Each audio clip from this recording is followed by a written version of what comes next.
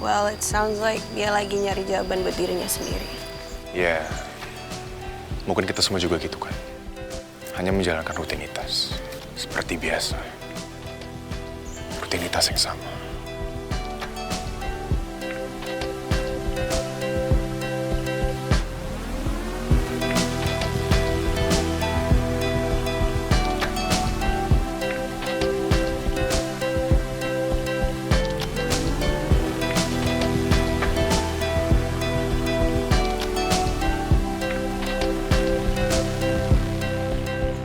Misterius. Apa nggak ada yang bisa aku lakuin biar aku bisa diterima sama papa dan adik kamu?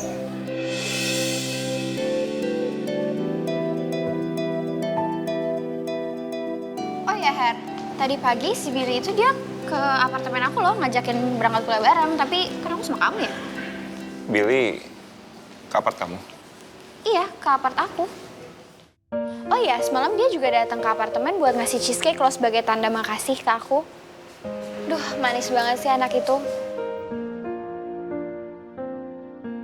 Oh iya, dia juga nyampain salam makasih buat kamu, Her. Oke. Aku terima ucapannya. Oke. Kayaknya dia tuh gak punya temen deh, Her, si Billy. Gak apa-apa ya kalau aku berteman sama dia? Boleh.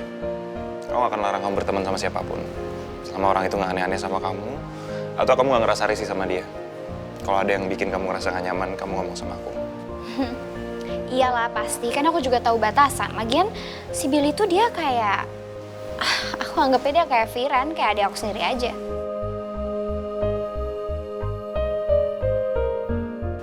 Yuk.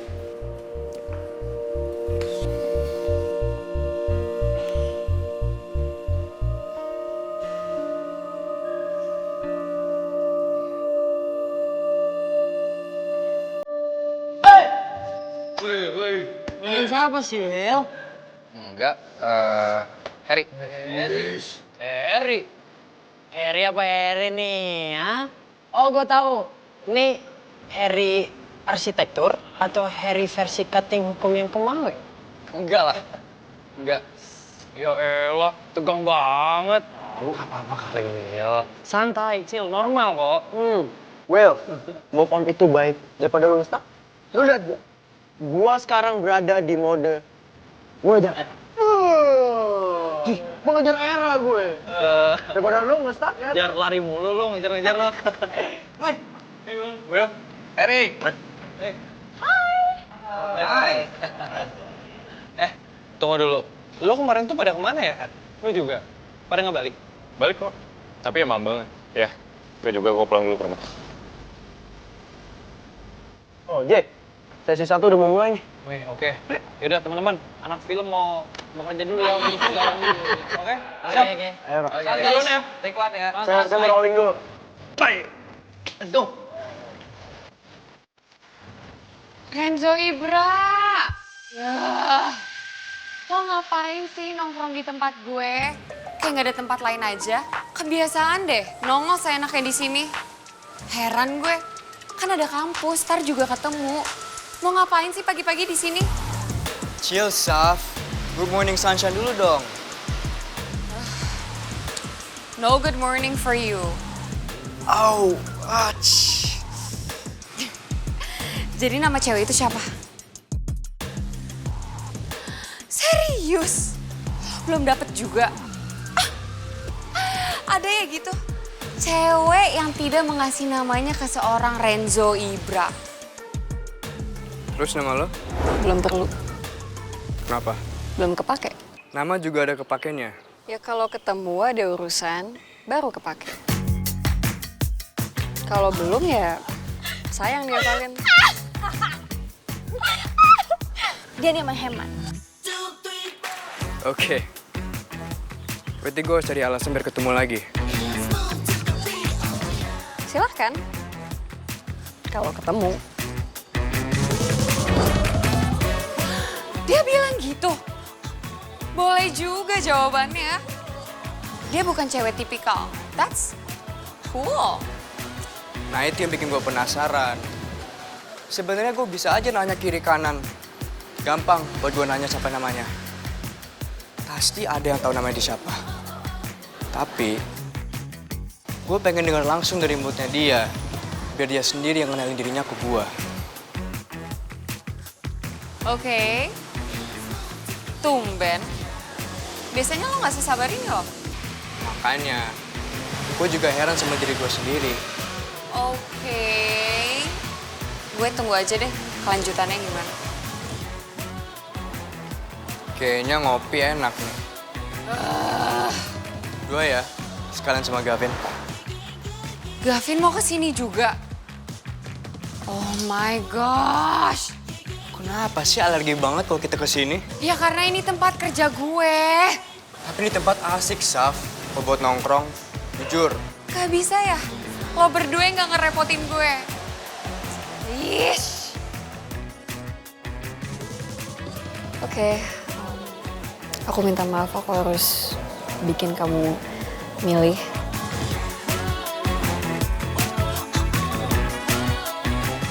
Gak apa-apa. Aku cuman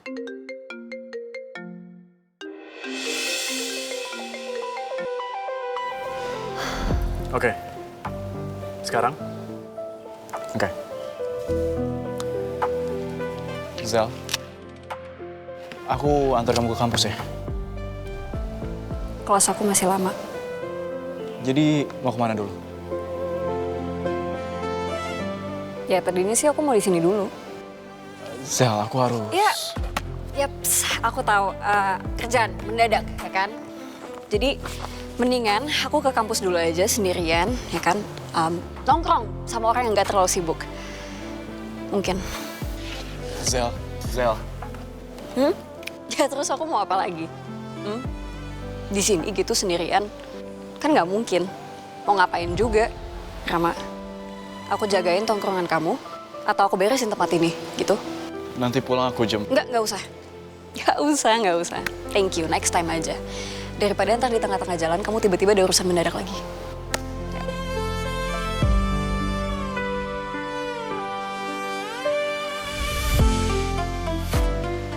Sampai juga lo.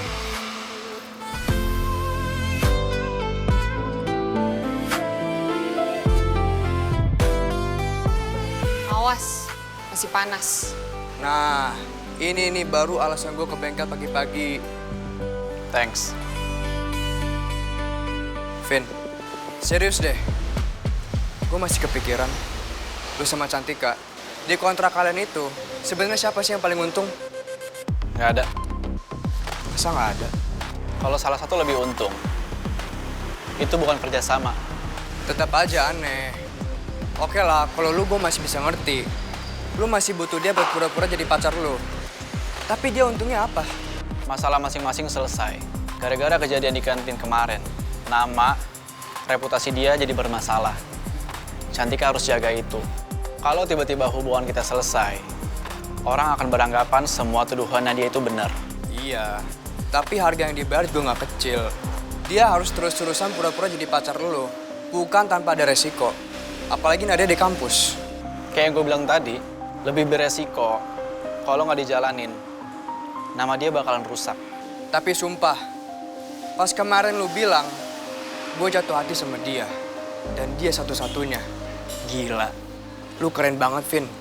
Gue hampir pesen tisu pas gue denger lu ngomong gitu. Heroik banget. Gue sih udah siapin Piala Citra. Atau minimal nominasi pacar kontrak terbaik tahun ini. Tapi acting lo pas di kantin, pure gold. Kalau bokap lo lihat, dia pasti bangga banget punya anak yang jago ngeprank satu universitas. Bisa diam nggak? Gue nggak butuh honest review soal acting gue. Tapi beneran, Vin, lo yang biasanya kamu kayak manekin, tiba-tiba jadi pujangan cinta di depan Nadia. Mukanya Nadia udah kayak mau meledak. Itu masalahnya. Gue kira setelah semua kejadian itu, semuanya bakal lebih gampang. Karena pintu perjodohan Nadia ketutup. Tapi ternyata, gue baru aja masuk ke pintu kediktatoran yang baru. Kediktatoran? Cantika, cewek itu, dia lebih galak daripada nyokap gue. Dia kasih gue 6 peraturan. 6 yang sifatnya non-negotiable. Dan lo selalu bilang lo sayang banget sama nyokap lo. Bentar. Seorang Gavin yang paling anti diatur. Sekarang punya daftar aturan sama cewek maba. Spill dong, apa aja? Udahlah, nggak usah bahas ini. Ya gue sih mending kejebak sama cewek pinter daripada sama drama Nadia itu yang gak ada habis-habisnya. Udah deh, mending lo berdua cabut. Ada kerjaan yang harus gue selesain. Lagian juga bau parfum kalian gak cocok dengan oli gue. Gue baru nyampe. Dan gue harus kerja. Sebentar lagi. Get out.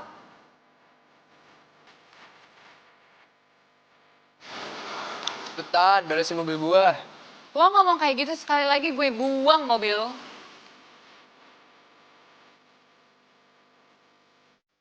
Mereka tuh ya, selalu ngegampangin dan seenaknya.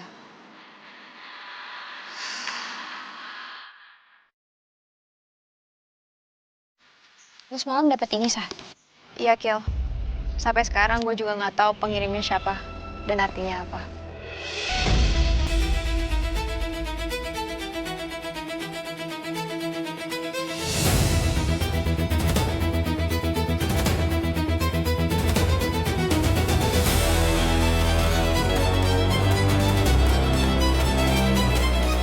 Ini bukan kode asal. Jelas ada maksudnya. D4. Itu notasi catur. Langkah pembuka yang paling klasik. Iya, kamu benar. Terus, itu apa kode bahaya? Atau apa? Emangnya kenapa?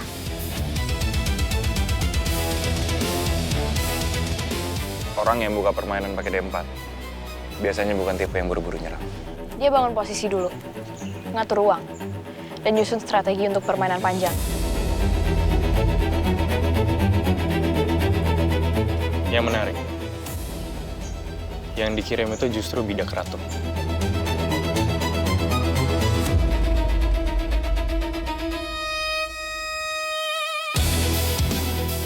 Di catur, bidak ratu itu bidak yang paling bebas bergerak.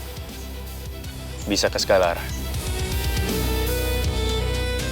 Dan hampir semua strategi besar selalu berusaha melindungi ratu. Atau jadiin ratu pusat serangan. Kalau seseorang sengaja ngirim bidak ratu, gue rasa dia coba bilang satu hal. Permainan ini punya pengendalinya. Queen. Dominic. Tapi Oma nggak pernah bergerak duluan. Dia selalu nyuruh orang lain buat jalan. Buat Oma, manusia itu cuma bidak. Dan Oma sekarang juga ada di fasilitas Alverik. Jadi gak mungkin dia terlibat di masalah ini dengan kesehatan mental dia sekarang. Berarti D4 ini langkah pertama. Langkah yang sengaja dibuat buat mengubah jalannya permainan.